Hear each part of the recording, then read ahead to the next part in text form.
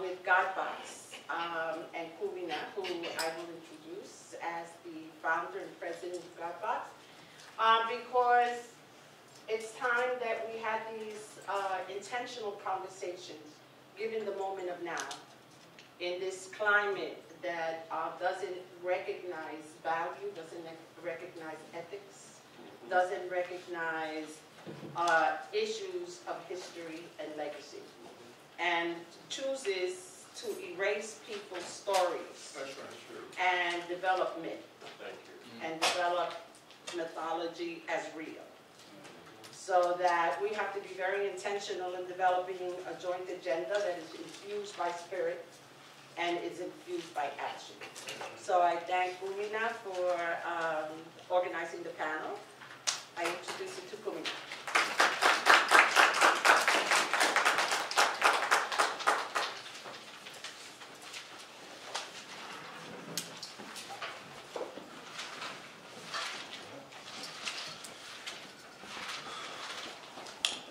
Thank you, Dr. Vega. Thank you all for coming.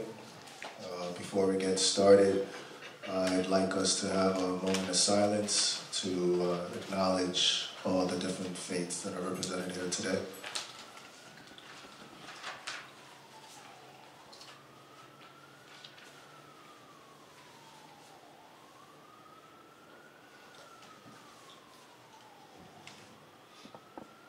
Thank you.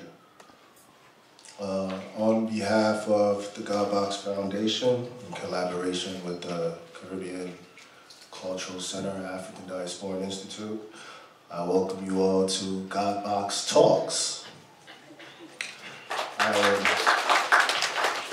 am the moderator for today. My name is Gilbert Buhari. I am a systematic theologian who specializes in African/African diaspora religions at Union Theological Seminary. I am also the founder of the Godbox Foundation, as you all may know. The Godbox Foundation is a Pan-African interfaith organization that celebrates, embraces, and promotes the spiritual and religious diversity of the Pan-African family. We provide a welcoming, loving, respectful, and nurturing platform for religious scholars, spiritual and traditional practitioners, and all children of God to experience the multiplicity and the universality of God within all our unique and diverse particularities.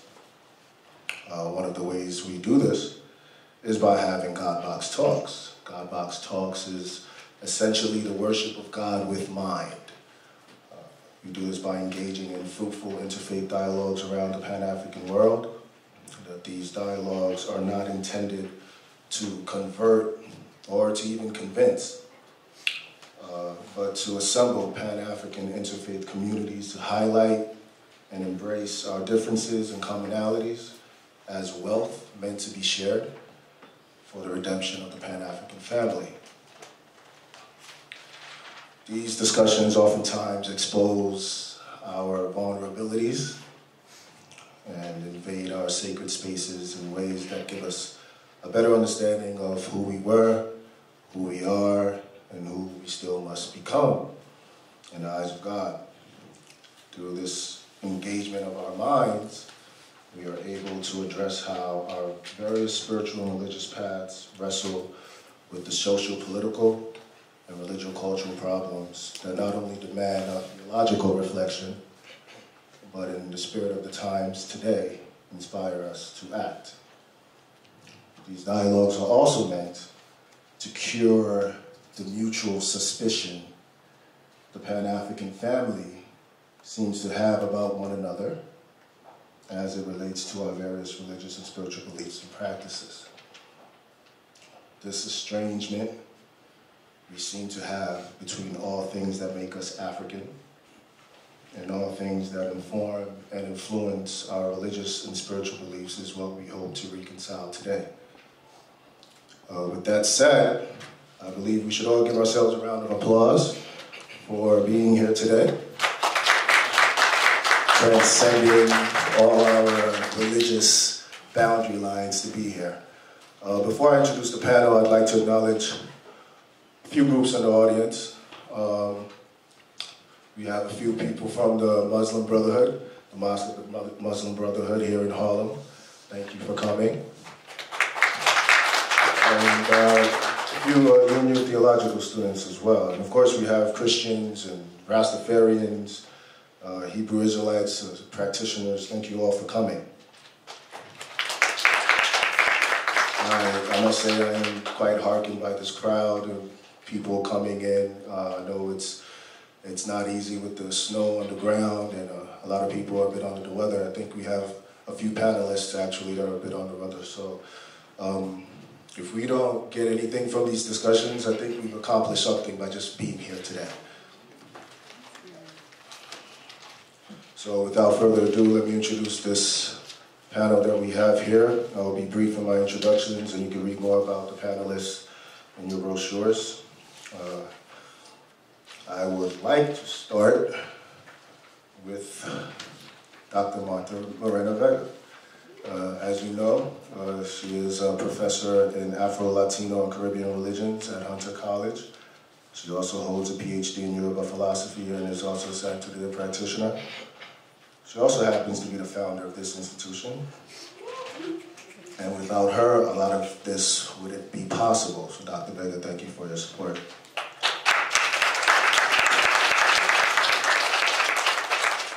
Next to her, we have Dr. Segnat Yankson.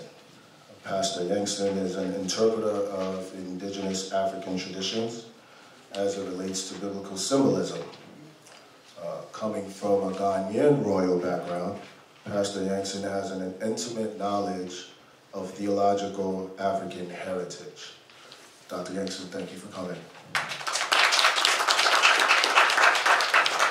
And finally, we have Imam Al-HAJJ Talib ABDUR-RASHID.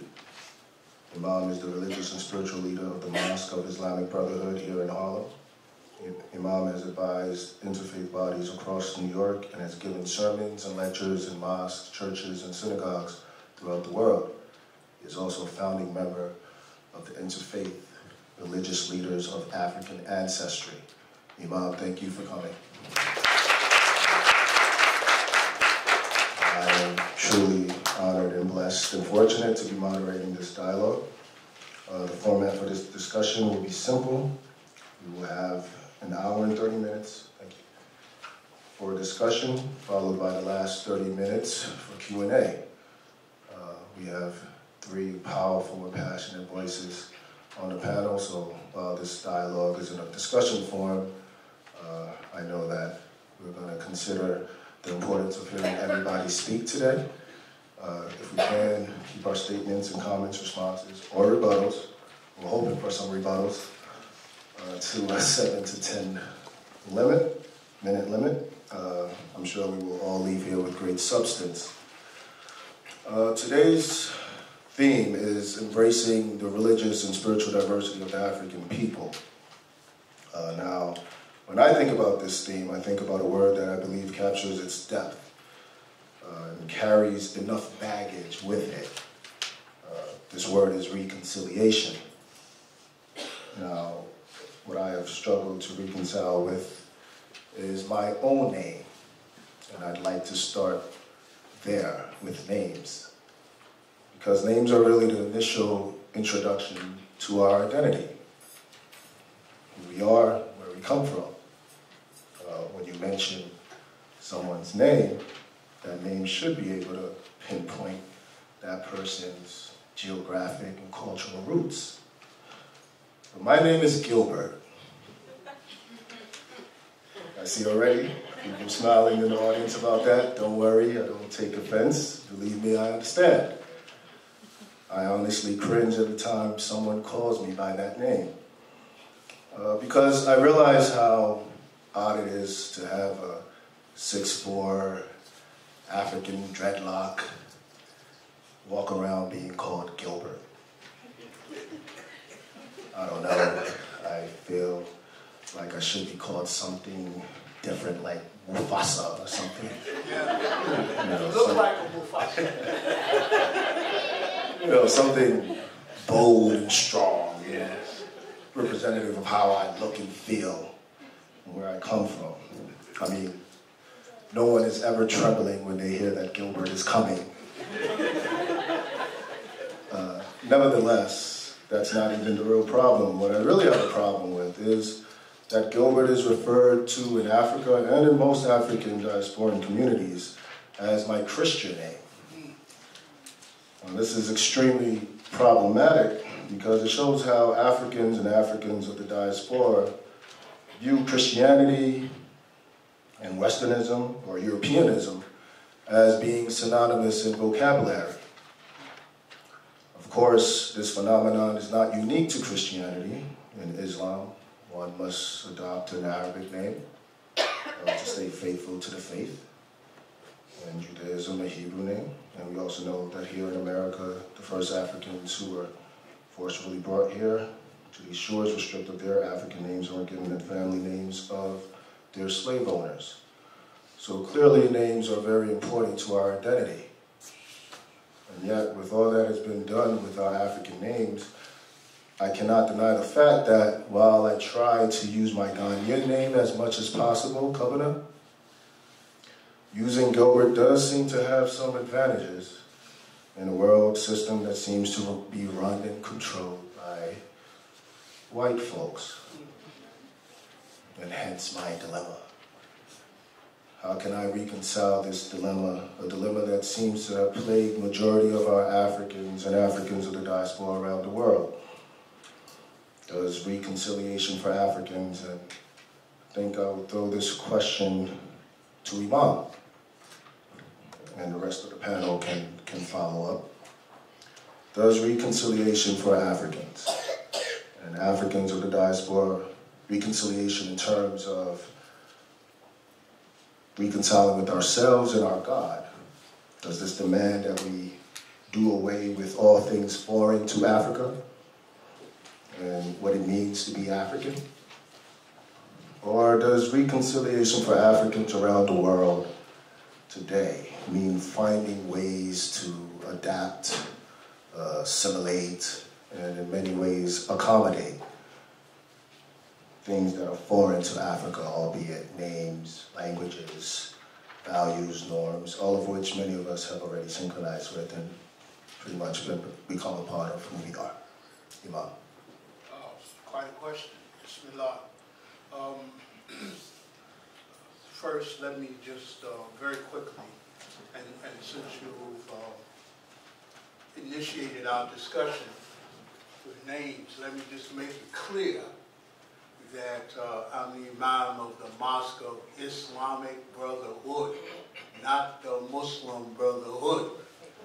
Okay, we have enough challenges being black and being Muslim without somebody linking us to the Muslim Brotherhood, which from the White House down, they're trying to really crucify in America now.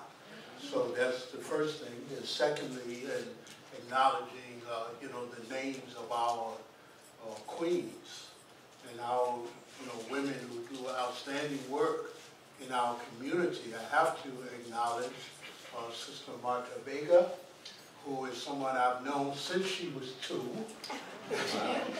And I remember with great clarity when the Caribbean Cultural Center was opened up downtown. What was that, 57th Street? 58th Street. I remember that. I remember the day it happened. And I'm one of those Harlemites who is elated that the center is now on 125th Street. And we pray asking the Almighty to bless this sacred space. And then thirdly, I want to, on behalf of the brothers and sisters of the mosque, we really want to express our gratitude to Almighty God, whom we call Allah, and to you for putting together this program. I am someone with vast experience in interfaith dialogue and discussions. Rarely do those discussions take place amongst black folk. I'm telling you, they might be broadly universal, or they might be, in the white community, as you know, primarily white Christians and Jews are trying to reconcile with other folk, but rarely in the black community. And I was just looking at my notes, and I saw that in August 1922, right here in Harlem, the UNIA, founded by the great and honorable Marcus Garvey, they had one of their conventions right here in Harlem. And in that particular convention, I got it right here, they had a workshop, I guess we would call it, and it was entitled "The Future Religious Faith and Belief of the Negro," quote unquote. And so they had this vast discussion because the Muslims who were in the UNIA, you know how we Muslims are, so we were pushing the envelope, you know, trying to get one religion designated for all black people in America. And so there was this entire day-long discussion, morning and all afternoon. It got so heavy that Garvey himself came in and took over the chairmanship of that session and facilitated it. And at the end of the day, everybody that was there made a decision that they were going to honor the religious and spiritual diversity amongst our people that existed on the continent. And the attitude was, well, that existed on the continent, that's how we have to go here. And they also agreed that, and their primary concern became not so much whether you were this or that, but rather what they said, quote unquote, that black folks need to have a scientific understanding of religion. This is what they said back in 1922. So I'm very familiar with that history. And by the way, if you go to the Schomburg Center and pull out the Marcus Garvey papers, you can actually pull up the minutes, you know, from that particular session. And so, yeah, as far as reconciliation is concerned, and also let me just speak to one point that you made, my brother. I don't, should I call you Mombasa or what? And that is that when one accepts the Islamic way of life and becomes a Muslim, it actually is not mandatory, as you said, that you take a quote-unquote Arabic name. You know, we do, if you're converting from one way of life or one religious belief to another, it is our tradition to take a name that reflects the culture and the language of the Quran, but it's usually a name. Most people in the world have their names intact from one generation to another. Now here in America, because of the disruption of our culture, you find people become Muslim, like myself. I was born a Christian, became a Muslim at 20. And so you'll find us like changing our names, first and last names. But other people in other parts of the world, they might take a different first name, or what they call spiritual name, but then they keep their family name because their ancestry is rooted in their family name. Unlike us, our ancestry is rooted in somebody else's legacy and family. So yeah, and this whole subject that you have raised is really very critically important. Healing and reconciliation, because we, maybe more so than anybody else in America, are in need of healing and reconciliation within the African family, because there's so much that's been done to devastate and destroy and traumatize us, not theoretically, but in actuality, that we're in need of healing. I mean, when you look at black people now, and I'll say this and pass the mic, but when you look at us, you see us suffering from rupture and trauma, you know, and we're set one against another. When I was young, we used to just talk about, you know, class distinctions or complexion, you know, light versus dark, and all of that. It's way beyond that now. You know, the family ruptured, you know, and there's all kind of gender issues and generational issues, and all of it is trauma. We're suffering tremendously from trauma, and we're in need of healing, and we need to find a way. You know how we are as a people. We're always concerned with reconciling with everybody else, except for ourselves. And we need reconciliation. We need to be able to meet in sacred spaces like this that are safe spaces and work out as we are all individually going through our reconciliation changes. You know what I mean? Am I African? Am I American? Am I this? That? You know, so all of us go through that. But also, as we're going through that individually, we must find a way to do so as families and as a community. Thank you, Dr. Jackson? Should I repeat the question, or? It's okay, I think. Good evening. Good evening. Good evening. I just want to say I'm glad to be here. I appreciate the invitation of my brother, Brother Buhari,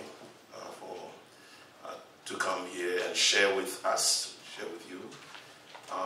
Responding to the question, and I appreciate what Imam also has said, but I see that name is important. Name is important. Name connects you to your roots. Think about this. They took away our names, our heritage, our culture, our language. These things connect you to your roots and to actually describe who you are. Yes. You lose these things. If the Africans in the diaspora kept just their names, they will be able to trace their roots to their heritage, their village. They will be able to trace their roots back to the very village where they were born. That's how name is that powerful. And if they have the language, they will still be able to connect themselves back home to the very group, tribe that speak that language. So for my tradition as a Christian, I believe that it was the devil that was behind the destruction of a people. And by taking away name, history, culture, heritage, language, you're meant to destroy a people. It is only grace that has kept us alive. And so, yes, name is important. And when you become a Christian, there's nothing wrong in adding a name, but don't take away a name. Yes. Amen. I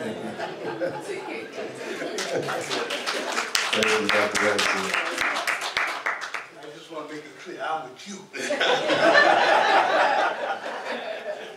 Tutu nene, tutu la roye, tutu ile.